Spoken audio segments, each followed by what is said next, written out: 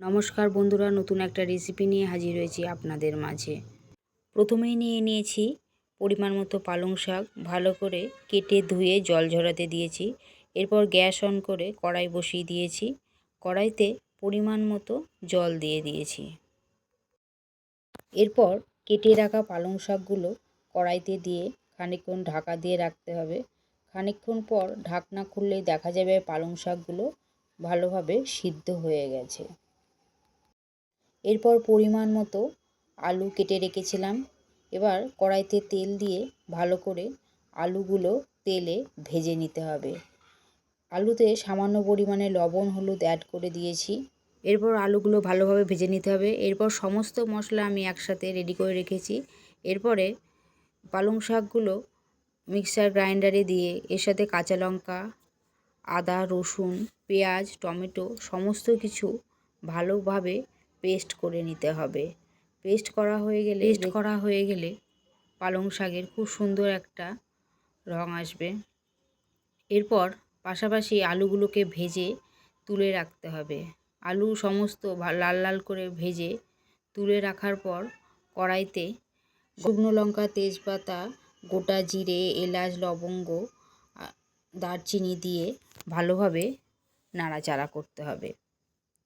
খানিকক্ষণ ভালোভাবে নাড়াচাড়া করার পর কেটে রাখা সামান্য পেঁয়াজ কড়াইতে দিয়ে দিয়েছি। এরপর পেঁয়াজগুলো সামান্য ভেজে নিতে হবে। ভেজে নেওয়ার পর মাংসগুলো কড়াইতে দিয়ে ভালো করে নাড়াচাড়া করতে হবে।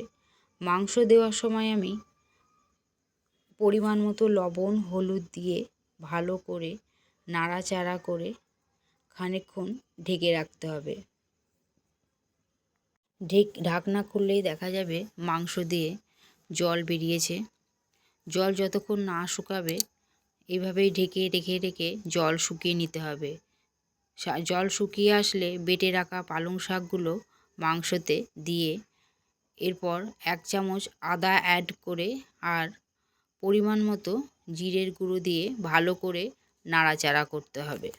এইভাবে খানিকক্ষণ নাড়াচাড়া করার পর ভেজে রাখা আলুগুলো কড়াইতে দিয়ে ভালোভাবে নাড়াচাড়া করতে হবে। খানিকক্ষণ নাড়াচাড়া করার পর খানিকক্ষণ ঢাকনা দিয়ে রাখতে হবে। খানিকক্ষণ পর ঢাকনা খুললে দেখা যাবে কড়াইয়ের মাংস থেকে সামান্য তেল ছাড়ছে। এরপর অ্যাড করে দিয়েছি পরিমাণ মতো হলুদ। আপনারা চাইলে হলুদ নাও দিতে পারেন।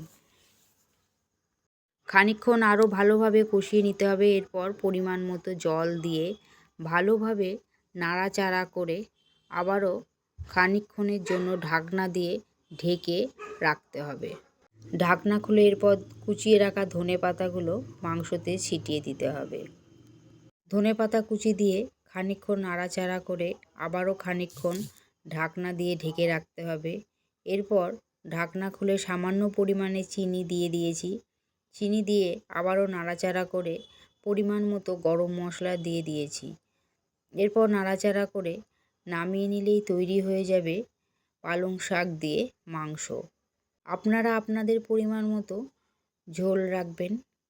রেসিপিটি খেতে অসাধারণ লাগবে। রেসিপিটি ভালো লাগলে অবশ্যই চ্যানেলটিকে সাবস্ক্রাইব করে দেবেন।